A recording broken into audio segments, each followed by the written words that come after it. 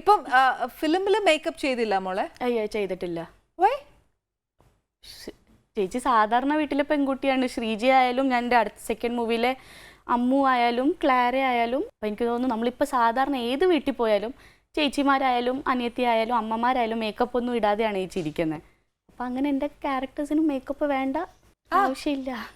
അപ്പം എനിക്ക് തോന്നുന്നു ഒരു റിയൽ ആർട്ടിസ്റ്റ് ആണ് അങ്ങനെ ഏറ്റവും കൂടുതൽ ചെയ്യുന്നതെന്ന് പറയും. ആണോ? അത് ഈശ്വരന്റെ ബ്ലെസ്സിങ് ആണ്. ചിലപ്പോൾ ഡയറക്ടേഴ്സിൻ്റെയും ആണ്. കാരണം ഇതുവരെ വന്ന ഡയറക്ടേഴ്സ് ആരും അങ്ങനെ കമ്പൽ ചെയ്തിട്ടില്ല മേക്കപ്പ് വേണമെന്ന്. അല്ല, അങ്ങനെ പറയും മോളെ, അങ്ങനെ ബേസിക്കലി പറയും. കാര്യം ഒരു ക്യാരക്ടർ അത്രയും ഒറിജിനൽ ഔട്ട്പുട്ട് കിട്ടാൻ വേണ്ടിയിട്ട് നമ്മൾ ആർട്ടിഫിഷ്യൽ മേക്കപ്പ് ഒന്നും ചെയ്യണ്ട. ഈ ഒരു സെലിബ്രിറ്റി എന്ന നിലയ്ക്ക് ഒരു 2 കാര്യങ്ങളുണ്ട്. എന്താണെന്നറിയോ? ഒന്ന് നമ്മുടെ ഗ്ലാമർ, അതിനെ നമ്മൾ ബേസ് ചെയ്യും. ഇച്ചിരി ഭംഗിയായിട്ടിരിക്കണം, അല്ലെങ്കിൽ നമ്മുടെ മൈനസ് പോയിന്റ്സ് ഒക്കെ മിക്കത് മേക്കപ്പിൽ അഡ്ജസ്റ്റ് ചെയ്യാൻ പറ്റുമെന്നൊക്കെ പറയും. അപ്പം അത് നമ്മൾ ഒരു ഭാഗം ഈ പറഞ്ഞ പോലെ ക്യാരക്ടർ കുറച്ച് വൃത്തിയായിട്ടിരിക്കട്ടെ. എനിക്ക് അങ്ങനെയൊന്നുമില്ല. എന്നെ സ്ക്രീനിൽ കാണുന്ന ക്യാരക്ടറായിട്ട് നോക്കിയാൽ മതി. എനിക്ക് ക്രിറ്റിസിസം കിട്ടാറുണ്ട് ഈ ഒരു കാര്യത്തിൽ. കുറേ ചേട്ടായിമാർ മെസ്സേജ് അയക്കും, ചേച്ചി എന്താ ചേച്ചി മേക്കപ്പ് ഇടാത്ത, ചേച്ചിനെ ലുലു വെച്ച് കണ്ട് മേക്കപ്പ് ഇട്ടിട്ടില്ല. അപ്പം എനിക്ക് അത്രേ പറയാനുള്ളൂ. ചേട്ടാ, അതെന്റെ പേഴ്സണൽ ലൈഫാണ്. അത് ഞാൻ എങ്ങനെയെങ്കിലും ജീവിച്ചു പൊക്കോട്ടെ, എന്നെ വിട്ടേക്കൂ. അത് മോളുടെ ഓൺ. അതന്നെ, അതെന്റെ ഇതാണ്. പിന്നെ മറ്റൊരു ഡയറക്ടേഴ്സ് ആരും എന്നെ അങ്ങനെ കമ്പൽ ചെയ്യാറില്ല മേക്കപ്പ് ഇടണം എന്ന് പറഞ്ഞിട്ട്. ഓക്കെ, ഇപ്പം മോള് മെയിൽ ഡയറക്ടേഴ്സും ഫീമെയിൽ ഡയറക്ടേഴ്സിനോടെയും വർക്ക് ചെയ്തു. അതിന്റെ ഒരു ഗ്രേറ്റ് ഡിഫറൻസ് എന്താണ്? ഗ്രേറ്റ് ഡിഫറൻസ് എന്ന് പറയുമ്പോൾ പെർസ്പെക്റ്റീവ് ആയിരിക്കും ചിലപ്പോൾ. കാരണം സൗമ്യേച്ചി എനിക്ക് പറഞ്ഞു തന്നതിൽ ഞാൻ കണ്ടത്, ചേച്ചി പറയും പെണ്ണുങ്ങൾക്ക് കമ്മ്യൂണിക്കേറ്റ് ചെയ്യാൻ വേണ്ടി നോട്ടങ്ങൾ മതി. കറക്റ്റ് അല്ലേ? ചേച്ചിനോട് അതാ പറയുന്നത്. അപ്പം ഒരു പെണ്ണിൻ്റെ രീതിയിലാണ് പുള്ളിക്കടുത്തിരുന്ന് ചിന്തിക്കുന്നത്. ചിലപ്പോൾ ചില നോട്ടങ്ങൾ എനിക്ക് പറയും, നിമിഷത്തെ നമുക്ക് മാറ്റിയെടുക്കാം, ഈ ഒരു നോട്ടാണ് എനിക്ക് വേണ്ടതെന്ന്. അപ്പൊ പുള്ളിക്കാരത്തെ അഭിനയിച്ചൊക്കെ കാണിക്കോ? ചേച്ചി ആക്ച്വലി ആക്ടറാണ്. ചേച്ചി കുറെ പടങ്ങളിൽ അഭിനയിച്ചിട്ടുണ്ട്. അപ്പൊ ആ ഒരു ഇതിൽ ചേച്ചി പറഞ്ഞു തരുമായിരുന്നു. കറക്റ്റ് ഒരു ആക്ട്രസിൽ നിന്നുള്ള ഔട്ട്പുട്ട് എന്താ വേണമെന്ന് പുള്ളിക്കാരത്തേക്ക് അറിയാം. ഓക്കെ, അപ്പൊ ഒരുപാട് കറക്ഷൻസ് വന്നിട്ടുള്ള, അല്ലെങ്കിൽ ഒരുപാട് ടേക്ക് എടുക്കേണ്ടി വന്നിട്ടുള്ള ഒരു ഷോർട്സ് വല്ല ഉണ്ട്? അല്ല, അങ്ങനെ ടേക്ക് എടുക്കാറില്ലായിരുന്നു. പറഞ്ഞു തരുമ്പോ ചെയ്യായിരുന്നു, അത്രേ ഉള്ളൂ. ഓക്കെ, ഇതിനകത്ത് എനിക്ക് ഒത്തിരി കാര്യം നിമിഷ പറഞ്ഞു. പക്ഷെ എനിക്ക് എപ്പോഴും ഒരു സംശയം എന്നാന്നറിയോ, നിമിഷയ്ക്ക് ഒരു കാര്യം ഭയങ്കരമായിട്ട് ചെയ്യാൻ അറിയാന്ന്. എടോ, താൻ സിനിമയിൽ ബറോട്ടയൊക്കെ എന്ത് രസമായിട്ടുണ്ട്. അടിപൊളിയാ. അത് പഠിച്ചതാണെന്ന് സ്വന്തമായിട്ട് അറിയാവോ? അയ്യോ, അങ്ങനെയല്ല. ഞങ്ങൾക്ക് ആക്ച്വലി ഒരു കുപ്രസിദ്ധ പയ്യന്റെ ഷൂട്ട് നടന്നുകൊണ്ടിരിക്കുകയായിരുന്നു. അപ്പോൾ ഹോട്ടലിലാണ് ഷൂട്ട്. അപ്പൊ ഞാൻ പറഞ്ഞില്ല, ഹൈപ്പർ ആക്റ്റീവ് ആയതുകൊണ്ട് എനിക്ക് കാരവാനിൽ പോയി ഇരിക്കാൻ പറ്റില്ല. അയ്യോ, എനിക്ക് ഒട്ടും ഇഷ്ടമല്ല. അപ്പൊ അല്ലെങ്കിൽ ഞാൻ അവിടെ മധുചേട്ടന്റെ കൂടെ ക്ലാപ്പ് അടിക്കാൻ വേണ്ടി നിൽക്കും വെറുതെ. അപ്പൊ ഞാൻ അവിടെ നോക്കിയപ്പോൾ അവിടെ ചേട്ടയിരുന്ന് പൊറോട്ട അടിക്കുന്നു. പക്ഷെ നല്ല ഭംഗിയുണ്ട് അവർ ചെയ്യുമ്പോൾ അത് കാണാൻ. അപ്പൊ ഞാൻ വെറുതെ ചോദിച്ചതാ, ചേട്ടാ എന്നെ ഒന്ന് പഠിപ്പിക്കാമെന്ന്. അപ്പൊ അങ്ങനെ ചെയ്ത് നോക്കിയതാ. അപ്പൊ ഇപ്പൊ വീട്ടിൽ ഇനിയിപ്പോ എന്നാ ഉണ്ടാക്കിയാലും പൊറോട്ട ഉണ്ടാക്കി കൊടുക്കുന്നത് നല്ലതായിട്ട് ചെയ്യില്ലേ ഇപ്പൊ? അയ്യോ, എനിക്ക് കുറെ മെസ്സേജസ് വന്നിട്ടുണ്ടായിരുന്നു, ട്രോള്. സിനിമ ഇല്ലെങ്കിലും ഈ കൊച്ചു എന്നിട്ട് വീട്ടിൽ പോയി ഉണ്ടാക്കിയോ? വീട്ടിൽ പോയിട്ട് ഉണ്ടാക്കിയില്ല.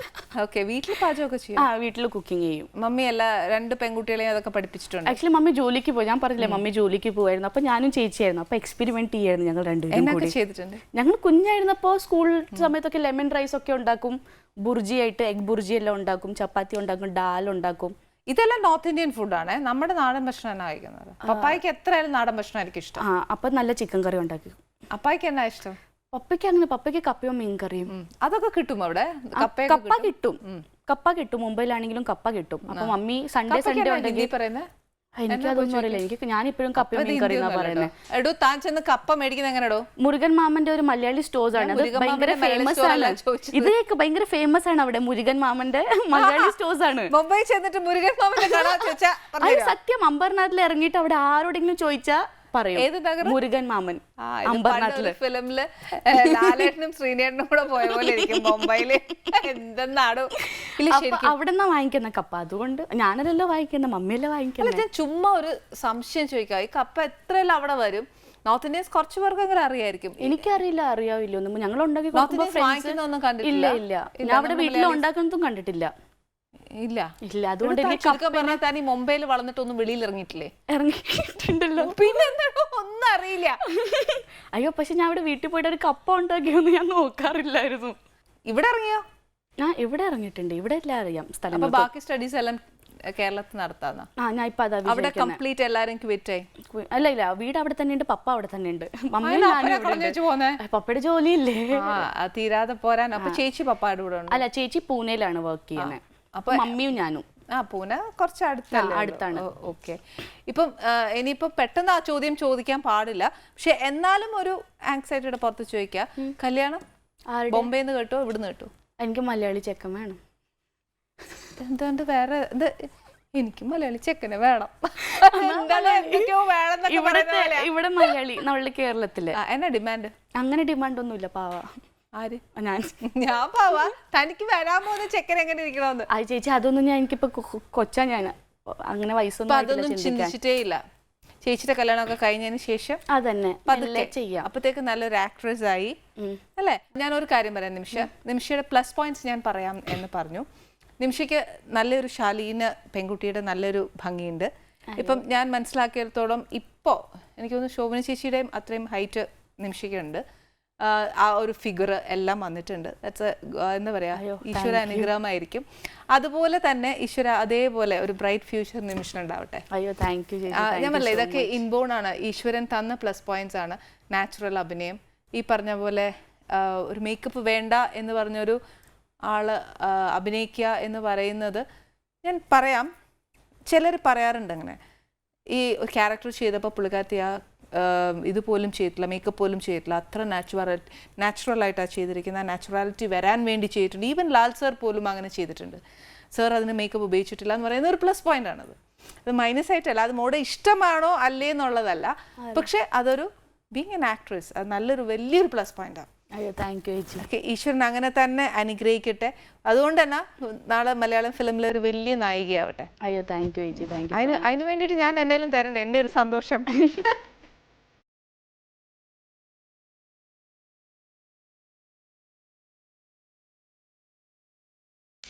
ഉണ്ടാക്കിയത് ചിക്കൻ കബാബാണ്, പക്ഷെ കബാബിന്റെ ലുക്ക്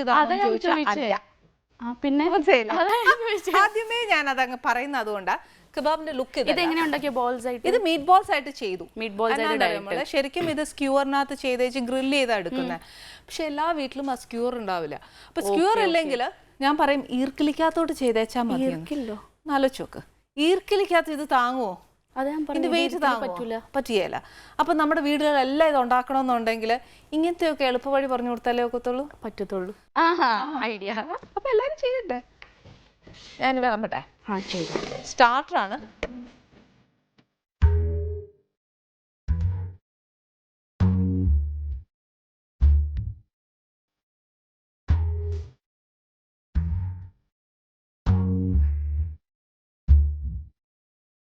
നല്ല ടേസ്റ്റ്. കോൺസ് ഇട്ടിട്ടുണ്ടല്ലേ? ബേബി കോൺസ് ആണോ? ചനാ ദാലാണ്. പാചകത്തെ കുറിച്ചൊക്കെ അറിയാം. ചനാ ദാലാണെന്ന് മനസ്സിലാവും. പൂരൻപൊളി ഉണ്ടാക്കുമല്ലോ ചനാ ദാൽ വെച്ചിട്ട്. പൂരൻപൊളി, യെസ്. നമ്മുടെ ഇവിടുത്തെ നാട്ടിലെ ബോളി കണ്ടിട്ടുണ്ടോ? അതിന്റെ ഒരു വേറെ ഇതല്ലേ? സെയിം ആണ്, പക്ഷെ ഫില്ലിങ്സ് കുറച്ച് കൂടുതലാണ്. ടൊവിനോ ആയിട്ട് ഒരു മൂവി ചെയ്തു. അത് ടൊവിനോ ആയിട്ടുള്ളത് എക്സ്പീരിയൻസ്. ടൊവിനോ ഇവിടെ വന്നിട്ടുണ്ട് മുന്നേ, ഞാൻ കണ്ടു. നല്ലൊരു ഉപദേശ ടൊവിനോ നാട്ടുകാർക്ക് മുഴുവൻ പഠിച്ചു. എഞ്ചിനീയറിംഗ് പഠിച്ചിട്ട് എന്നാ ചെയ്യാനാ? ടോവിചായൻ തന്നെ പറഞ്ഞു പഠിച്ചിട്ട് എന്ത് ചെയ്യാനാണ്. മധുചേട്ടനല്ലേ എന്റെ മധുചേട്ടനാണ്. മധുചേട്ടൻ അനു ചേച്ചി ഉണ്ട്, അനു സിതാര ചേച്ചി. അപ്പോൾ എക്സ്പീരിയൻസ് എന്താന്ന് പറഞ്ഞാൽ, എനിക്ക് ആദ്യമായിട്ടാണ് ഞാൻ ഇത്ര വലിയ ആർട്ടിസ്റ്റിൻ്റെ കൂടെ വർക്ക് ചെയ്യുന്നത്. നെടുമുടി വേണു അച്ഛനുണ്ട്, സിദ്ദിഖിക്ക ഉണ്ട്, ശരണ്യ മാം ഉണ്ട്, അലൻ ചാച്ചനുണ്ട്. അപ്പോൾ എന്താ പറയുന്ന ഒരു എക്സ്പീരിയൻസ് ആയിരുന്നു എനിക്കത്. Learning experience. ഒരു പുതിയ യൂണിവേഴ്സിറ്റിയിൽ പോയിട്ട് നമ്മൾ കുറേ കാര്യങ്ങൾ പഠിക്കാൻ കിട്ടിയ ആ ഒരു ഫീലായിരുന്നു. പിന്നെ ടോവിചാൻ സെയിം ആണ്, ഭയങ്കര ഡൗൺ ടു എർത്ത് പേഴ്സൺ. ടോവിചാൻ ടോവിചാൻ ഇപ്പോൾ ഔട്ട്ഡോർ ഷൂട്ടൊക്കെ ആണെങ്കിൽ താഴെയൊക്കെ പോയിരിക്കും.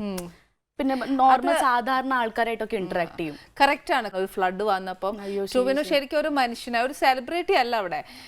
ഏറ്റവും കൂടുതൽ സഹായിക്കാൻ പറ്റുന്നത് ആളായിട്ട് തന്നെ പോയി നിന്നെല്ലാം ചെയ്തു കൊടുക്കുക ചെയ്ത്, അല്ലാതെ ഇപ്പൊ പൈസ ഏൽപ്പിക്കോ അല്ലെങ്കിൽ അവർ ചെയ്തോട്ടെന്നൊരു സംഘടന അതൊക്കെ ഒരു പ്ലസ് പോയിന്റ് ആണെന്നാ പറയുന്നത്. ഫ്ലഡ് സമയത്ത് തന്നെ ഞാനും അനു ചേച്ചി ഞങ്ങളൊരു പ്രോഗ്രാം കഴിഞ്ഞിട്ട് ഞങ്ങളങ്ങ് പെട്ടുപോയി രണ്ടുപേരും കൂടി ഒരു സ്ഥലത്ത്. അപ്പൊ അവര് ഞങ്ങളോട് പറയുന്നത് ഇവിടെ നിന്ന് പോകാൻ പറയുക. അവർ ഇവിടെ താമസിക്കാൻ പറ്റൂല, പക്ഷെ അവിടെ പിന്നെ ഹോട്ടൽ പോലെയാണ്, അവിടെ താമസിക്കുന്നുണ്ട്. അപ്പോൾ അവർ പറയാം നിങ്ങൾ ആക്ടേഴ്സ് ഒക്കെ വന്നാൽ ഇവിടെ മീഡിയക്കാർ വരും, ഞങ്ങൾക്ക് ആ കവറേജ് ഒന്നും വേണ്ട.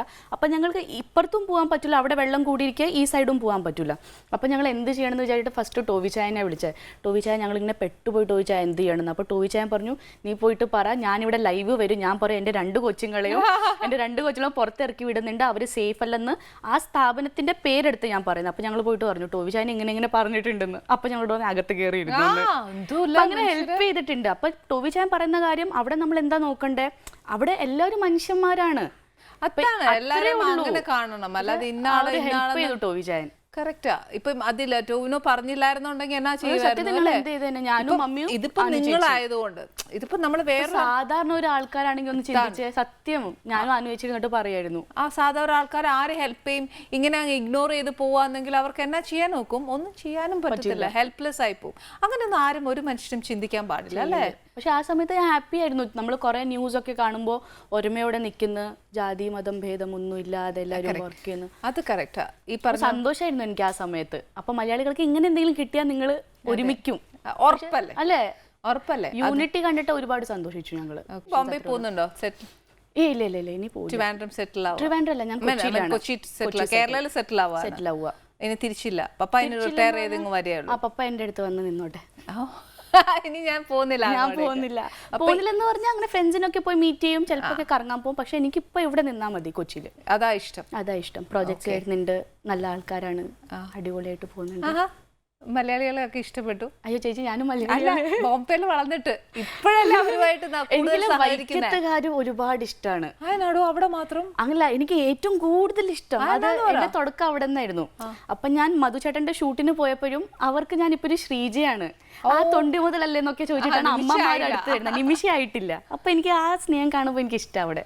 ഇതേപോലെ എല്ലാവരും സ്നേഹിക്കും തന്നെ, എല്ലാ മലയാളികളും സ്നേഹിക്കും. അപ്പോൾ ഒരു നാട് മാത്രം പറയാൻ പാടില്ല, ഹോൾ കേരള എനിക്ക് ഇഷ്ടമാണ്. പക്ഷെ ചിലപ്പോ ഞാൻ എന്റെ തുടക്കമായതുകൊണ്ട് വൈക്കത്തപ്പന്റെ അനുഗ്രഹം, പിന്നെ അതിന്റെ ഒരു ഇഷ്ടമാണ് വൈക്കത്ത് എനിക്ക്. സത്യം ഈ പറഞ്ഞാൽ വൈക്കത്തപ്പൻ എന്നല്ല മോളെ, ഈശ്വര അനുഗ്രഹം നല്ലോണം മൂക്കുണ്ട്.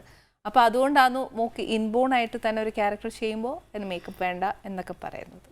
Anyway you should keep it up. അത് ഈ പോകുന്ന ട്രാവൽ ഒരു വലിയ ട്രാവലാണ്. ആ ട്രാവലിനകത്ത് അത് മുടങ്ങി പോവാതിരിക്കട്ടെ.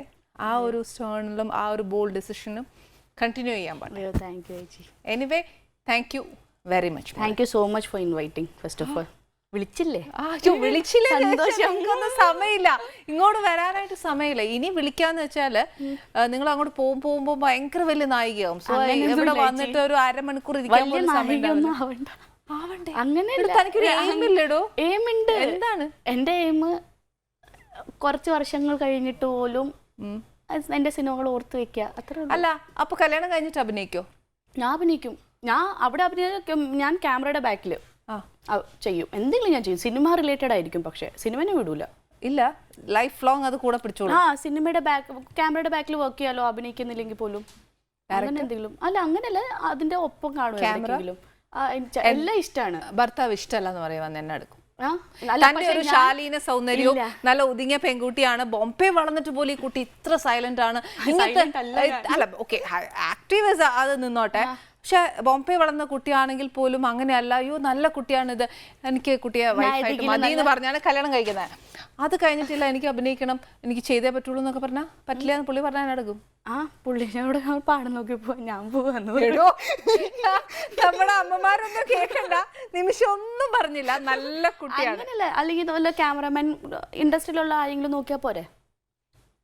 എന്റെ മമ്മി. ഞാൻ വെറുതെ പറഞ്ഞതാ. പലരും ഇത് കേൾക്കുന്നുണ്ട്. അങ്ങനെയല്ല, ഞാൻ ഇതിനു വേണ്ടി മാത്രം പറഞ്ഞതാണ്. ചേച്ചി പറഞ്ഞതിന്റെ അങ്ങനത്തെ ആണെങ്കിൽ പിന്നെ പ്രശ്നമില്ലല്ലോ. എന്തായാലും അച്ഛനമ്മ ഇനി അങ്ങനെ നോക്കിയാൽ മതി കേട്ടോ, അല്ലാണ്ടൊന്നും സംഭവിക്കുമെന്ന് എനിക്ക് തോന്നുന്നില്ല. ഞാൻ മനസ്സ് ഇപ്പോഴേ മനസ്സിലാക്കി തന്നു, ബാക്കി അച്ഛനമ്മയുടെ കയ്യിലിരിക്കുന്നു ബാക്കി കാര്യങ്ങൾ. എനിവേ എന്തോ ആയിക്കോട്ടെ മോളെ, ഒരു നല്ല ബ്രൈറ്റ് ഫ്യൂച്ചറിന് വേണ്ടിയിട്ട് ഞാനും എൻ്റെ പ്രേക്ഷകരും എല്ലാ ബ്ലെസ്സിങ്സ് ഭഗവാൻ തരട്ടെ. എല്ലാ പ്രോത്സാഹനവും എന്റെയും എന്റെ പ്രേക്ഷകരുടെയും വകയുണ്ടാവും. Thank you very much. എപ്പോഴും ഞാൻ എന്റെ പ്രേക്ഷകരോട് ഞാൻ പറഞ്ഞിട്ടാണ് എന്റെ ഷോ വൈൻഡപ്പ് ചെയ്യാറുള്ളത്. ഇന്ന് എന്റെ ഒരു ആഗ്രഹം എന്താ അറിയോ, മറാഠിയിൽ പറയണോ? മറാഠിയിൽ പറയണോ, ഹിന്ദിയിൽ പറയണോ? അതിന്റെ മലയാളത്തിൽ തന്നെ പറയാം. അപ്പൊ ആനേച്ചി അടിപൊളിയായിട്ട് ഫുഡെല്ലാം ഇത് കുക്ക് ചെയ്തിട്ട് എനിക്ക് തന്നിട്ടുണ്ട്. ചിക്കൻ കബാബ് ഉണ്ടാക്കിയിട്ടുണ്ട്. ഇന്ന് മറാഠി വേണ്ട, അപ്പോ അടുത്ത എപ്പിസോഡിൽ ആനി ചേച്ചി ഇനിയും നല്ല तो ठीक है हिंदी में बोलो यार अरे वाह हाँ, हाँ तो हिंदी में बात करते हाँ എന്റെ പ്രേക്ഷകർക്ക് ഒന്നും മനസ്സിലാവോ അപ്പൊ ചേച്ചി ഒന്ന് ഹിന്ദിയിലൊന്ന് വൈൻഡപ്പ് ചെയ്തെന്ന് ഒരു പ്രാവശ്യം പ്ലീസ് ഞാൻ ഒന്ന് നോക്കാനാ എന്നിട്ട് ഞാൻ തിരുത്തി തരാം ഈ വേണ്ടാത്ത ഭാഷ ഉക്കാനെ എന്നൊക്കെ പറഞ്ഞാൽ എനിക്കൊന്നും മനസ്സിലാവില്ല കേട്ടോ ഹിന്ദി പറഞ്ഞാൽ ഞാൻ പറയാമല്ലോ हाँ ओके हिंदी में बात करते हैं तो आज का आपका डिश बहुत ज़्यादा अच्छा था मुझे बहुत ज़्यादा अच्छा लगा और मुझे आप बहुत ज़्यादा अच्छे लगे क्यों मतलब पता नहीं मुझे अच्छा लगा आप बहुत ज़्यादा താങ്ക് യു ശുക്രിയ അയ്യോ മലയാളി ഓഡിയൻസ് ആണ് നമ്മൾ മറക്കല്ലേ അതാണ് ഞാൻ പറഞ്ഞില്ല നമ്മുടെ മലയാളത്തിൽ ഹിന്ദി സംസാരിച്ച തോടെ മാലൂം പക്ഷെ എന്നാലും എന്റെ മലയാളികൾക്ക് ഈ പറഞ്ഞ പോലെ നമ്മുടെ ദേശീയ ഭാഷ കുറച്ച് മനസ്സിലാക്കുന്നതുകൊണ്ടും കുറച്ച് അറിഞ്ഞിരിക്കുന്നതുകൊണ്ടും തെറ്റൊന്നുമില്ല കേട്ടോ.